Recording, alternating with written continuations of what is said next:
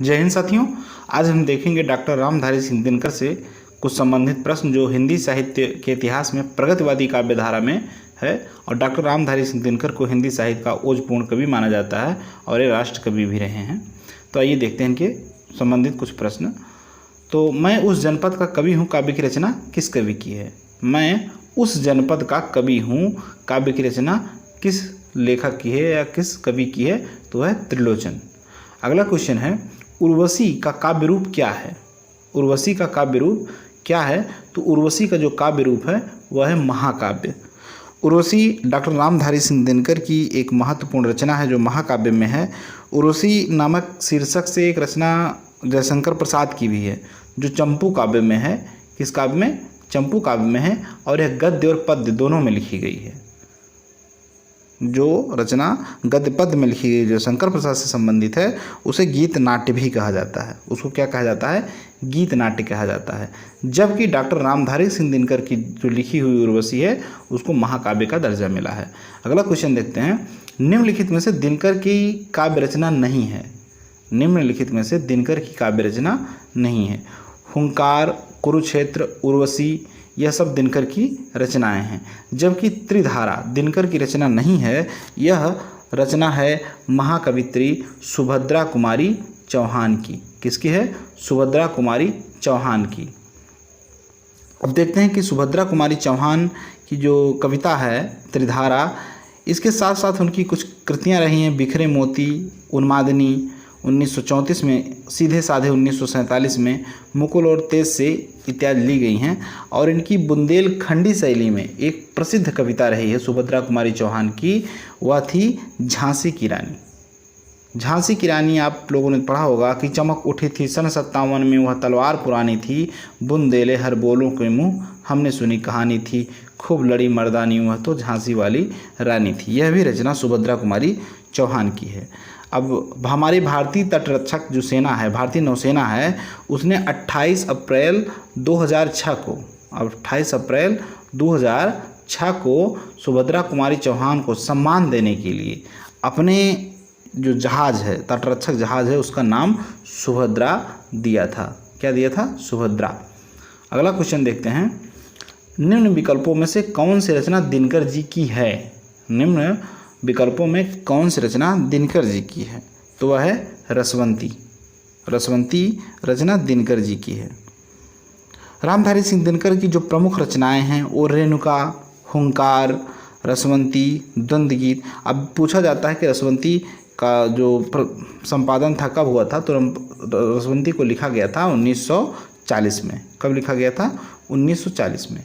इनकी हुंकार रचना जो आई थी वो 1939 में लिखी गई। समाधिनी, रश्मरथी सबसे प्रसिद्ध कविता है। रश्मरथी को लिखा गया था 1952 में।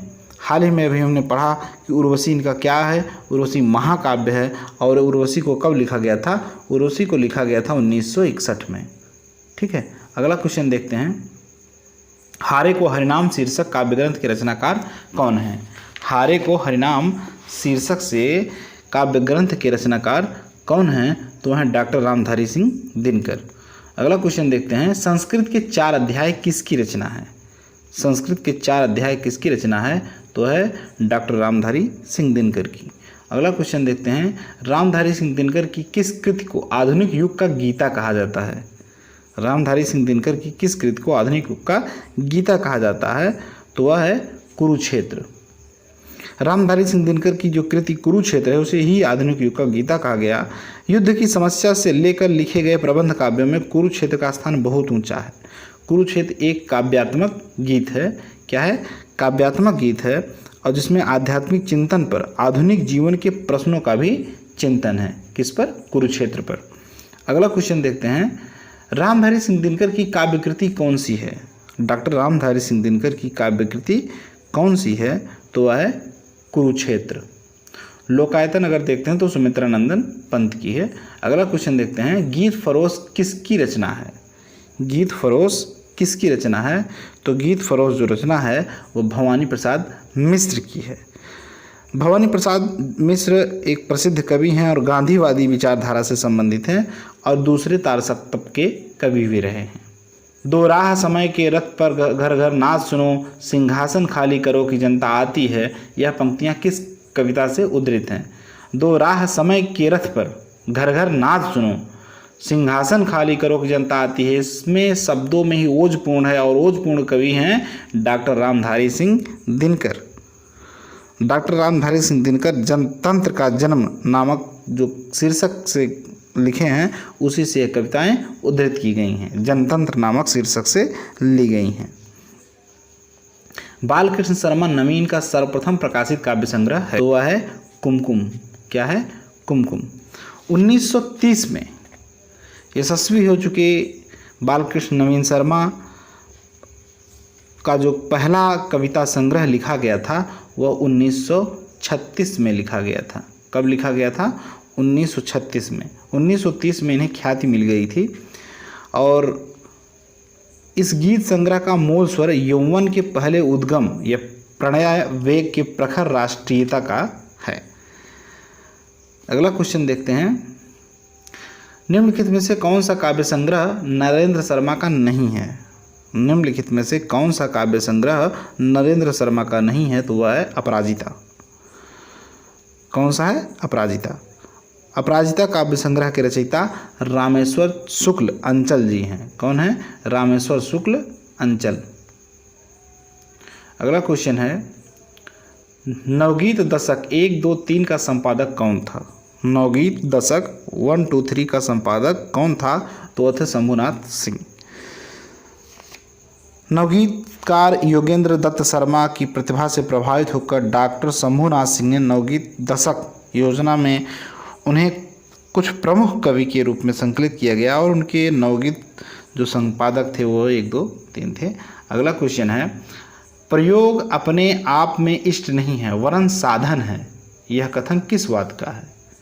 यह कथन किस वाद का है या किस वाद से संबंधित है? तो यह है प्रयोगवाद। प्रयोगवाद की जो कहानी मिलती है डॉक्टर सच्चिदानंद हीरानंद वात्स्यायन अज्ञेय से मिलती है। प्रयोगवाद के बारे में इन्होंने अपनी दूसरे ताल सप्तक में भूमिका में लिखा कि प्रयोग का कोई वाद नहीं है, हम वादी नहीं रहे हैं। प्रयोग अपने आप में इष्ट या साध्य नहीं है, अतः हमें प्रयोगवादी कहना उतना ही सार्थक या निरर्थक है जितना हमें कवितावादी कहना है। यह उनका कथन था। अगला क्वेश्चन है, प्रयोगवाद में अपने आप में इष्ट नहीं है वह साधन है। प्रयोग द्वारा कवि अपने सत्य को अधिक अच्छी तरह जान सकता है और अच्छी तरह अभिव्यक्ति कर सकता है। वस्तु और शिल्प दोनों के क्षेत्र का यह कथन किसका है? वस्तु और शिल्प दोनों के क्षेत्र में यह कथन किसका है? सच्चिदानंद हीरानंद वात्स्यायन अज्ञेय का। अगला क्वेश्चन देखते हैं, अज्ञेय का पूरा नाम क्या है? तो सच्चिदानंद हीरानंद वात्स्यायन। प्रयोगवाद के प्रवर्तक के अनुसार प्रयोगवादी कवि का मुख्य तथा कथ्य क्या था? प्रयोगवादी प्रवर्तक के अनुसार प्रयोगवादी कवि का मुख्य तथ्य क्या था? तो मुख्य तथ्य क्या था? तो नई राहों का अन्वेषण करना, नई राहों की खोज करना। 1943 के दशक में तार सप्तक के प्रकाशन होते यह स्पष्ट हो गया था कि कविता ने प्रगतिवाद से भिन्न चेतना ग्रहण करनी प्रारंभ कर दी है। इस भिन्न चेतना का निर्माण प्रगतिवादी मान्यताओं को उलटफेर करके हुआ था और काव्य आंदोलन की जो रूढ़ गति परंपराएं थी उसको नकारने की घोषणा की गई। इसमें निराशा, कुंठा, व्यष्टि, समष्टि संघर्ष आदि शामिल हो गया है कि प्रयोगवाद के प्रवर्तक अज्ञेय के अनुसार प्रयोगवादी कवि का मुख्य जो तथ्य है वह नई राहों का अन्वेषण है।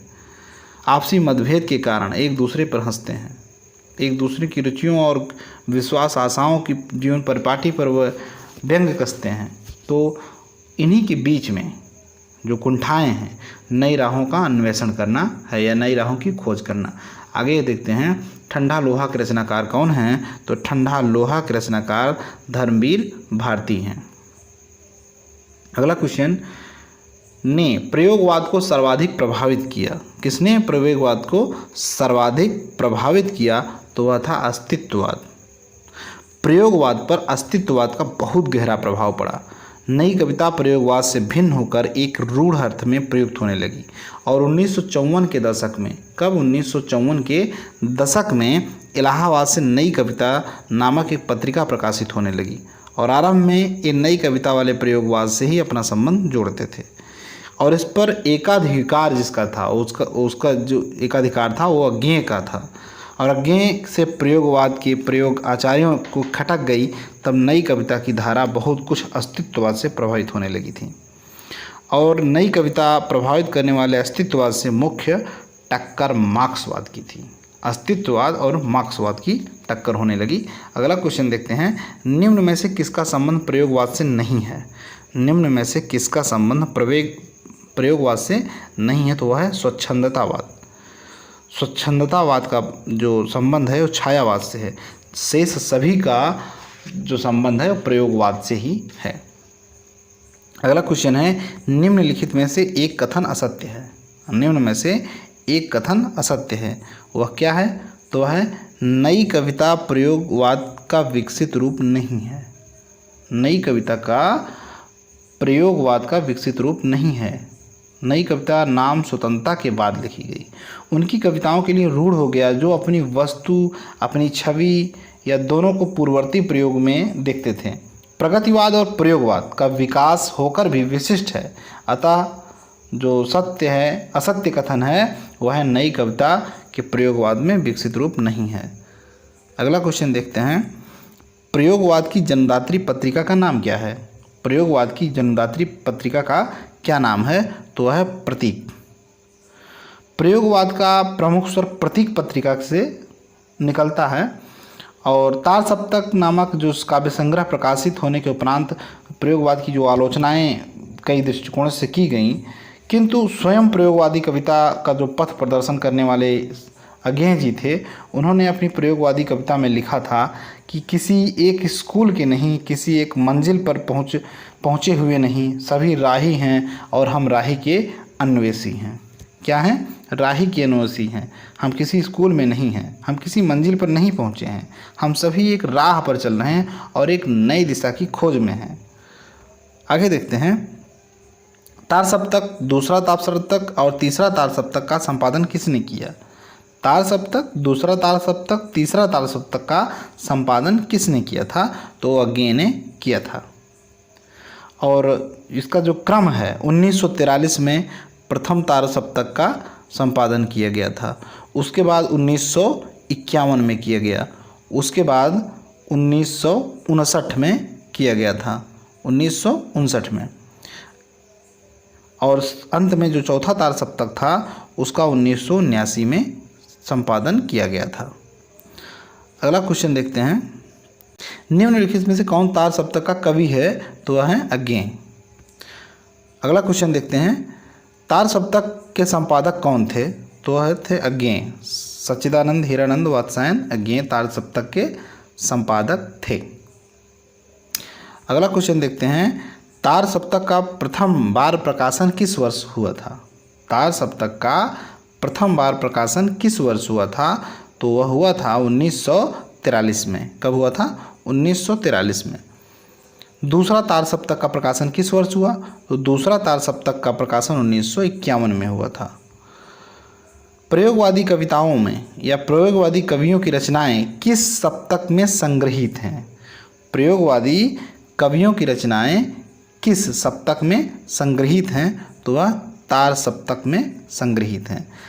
तार सप्तक 1943 में अज्ञेय द्वारा प्रतिपादित किया गया था। अब इसके बारे में एक कमेंट आता है, डॉक्टर गणपत चंद्र गुप्त ने इसे मुन्नी, युति और बहू की संज्ञा दी है। डॉक्टर गणपत चंद्र गुप्त ने मुन्नी, युति और बहू की संज्ञा दी है, जबकि अज्ञेय ने इसे राहों का अन्वेषी कहा है। आगे देखते हैं, सर्वेश्वर दयाल सक्सेना किस सप्तक के कवि हैं? सर्वेश्वर दयाल सक्सेना किस सप्तक के कवि हैं? तो तीसरे तार सप्तक के कवि हैं। प्रयोगवाद का प्रवर्तक माना जाता है। प्रयोगवाद का प्रवर्तक सच्चिदानंद हीरानंद वात्स्यायन अज्ञेय को माना जाता है। तार सप्तक में संकलित कवियों को राहों का अन्वेषी कहा था। किसने? तो वह अज्ञेय ने कहा था। वीडियो अच्छा लगा हो तो चैनल को लाइक, सब्सक्राइब और शेयर ज़रूर करिएगा, इससे हमारा मनोबल बढ़ेगा। और मिलते हैं अगली वीडियो में, तब तक के लिए जय हिंद,